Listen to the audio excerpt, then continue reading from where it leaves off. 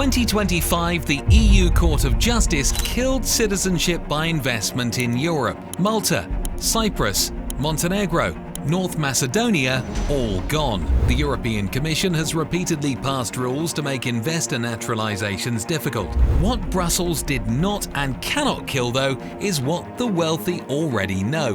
Nearly 3 in every 4 countries have an older, quieter path to citizenship without a price list or published process. And in 2026, it's become the new shadow market of investment migration.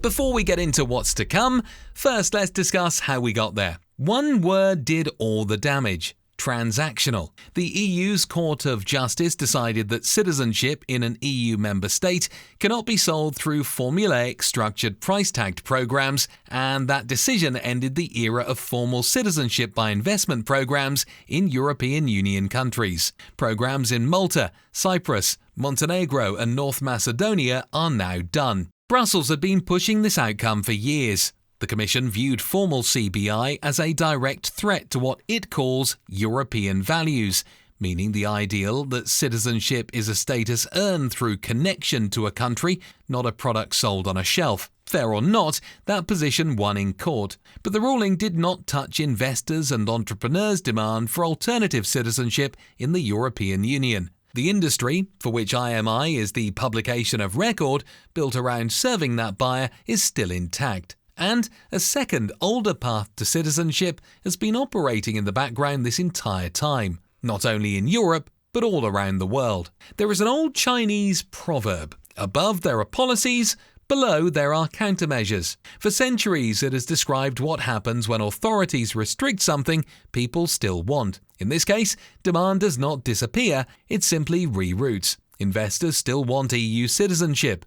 That has not changed. Tax optimization, travel freedom, family security, optionality against political risk at home. None of those motivations went away because a court issued a ruling. And the advisors who built their businesses around serving those buyers are not walking away from a market still worth billions. So the market did what markets do. It found the workaround. Citizenship by merit, also called citizenship by decree, by exception or by discretion, is the oldest form of non-native citizenship on Earth. It predates modern citizenship by investment by centuries, and according to the IMI Citizenship Catalogue, which you can access as an IMI sovereign member, 74% of all countries already have it written into their nationality laws. The mechanism is simple. A country's government, usually the president, the prime minister or parliament, has the legal authority to grant citizenship to anyone it considers deserving of it. So the question on your mind is probably how you qualify. Typically, it's a significant contribution in sciences, arts, sports, business, or similar fields. That is the standard, and it is deliberately vague. In most countries, this provision is used once a decade for an exceptional case. When the French president granted French citizenship to a Malian migrant for an act of bravery, that was citizenship by merit used exactly as the law intended. But a handful of countries have used the same provision for decades in a different way. Austria, the most prominent example, has granted citizenship by merit to hundreds of individuals in exchange for major economic contributions. Serbia has built a more recent practice of granting citizenship in exchange for investments in the country. And during the years Brussels was hammering Malta and Cyprus in the press for its formal citizenship by investment programs, not a single official complaint was raised about Austria. Why? Well, Austria has no program at all. Rather, it has a provision, a legal pathway that allows the executive branch or parliament to grant citizenship at its discretion. Brussels knows the legal difference. Now, 5 characteristics separate citizenship by merit from the citizenship by investment programs the EU has killed. Each one is why CBM survives where CBI did not. Number 5 is case-by-case evaluation.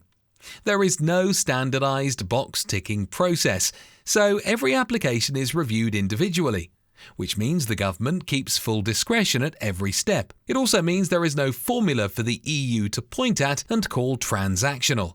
Number 4 is nebulous criteria. What qualifies as a significant contribution? The law does not publish any thresholds, quotas, or tiered investment tables. This ambiguity is what shields CBM from legal challenge. Firms that operate in this space can discern roughly the de facto price floor.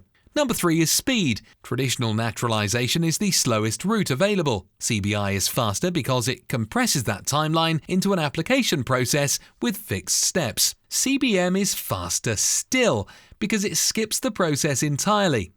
A citizenship granted by presidential or parliamentary decree does not require residency or a language test. So the time between filing a case and receiving a passport can be measured in months. Number 2 is opacity. Unlike CBI programs, which sometimes publish approval statistics, processing times, investment thresholds, and application requirements, CBM operates without public visibility. There are no lists of approved applicants, no official price tags, no press releases. The approval moves quietly through the executive branch, and the first the public hears of it, if it hears at all, is usually years later. And finally, number 1. The feature that matters most is CBM's shield from EU scrutiny. Brussels has aggressively targeted formal CBI programs for years, but CBM is viewed as a sovereign prerogative of individual member states. Every country has the right to decide who it considers deserving of their citizenship. This is the shadow market. Legal, discreet, operating in plain view of anyone who knows where to look. The countries most likely to expand citizenship by merit in 2026 are the ones that wanted to launch formal CBI programs and were scared off by the threat of the geopolitical powers that be. That list includes several Balkan states, a handful of Caucasus countries, and some Latin American nations. All have constitutional provisions for citizenship by merit already on the books, governments motivated to raise capital, and now a clear example in Austria and Serbia showing how to do it without triggering Brussels.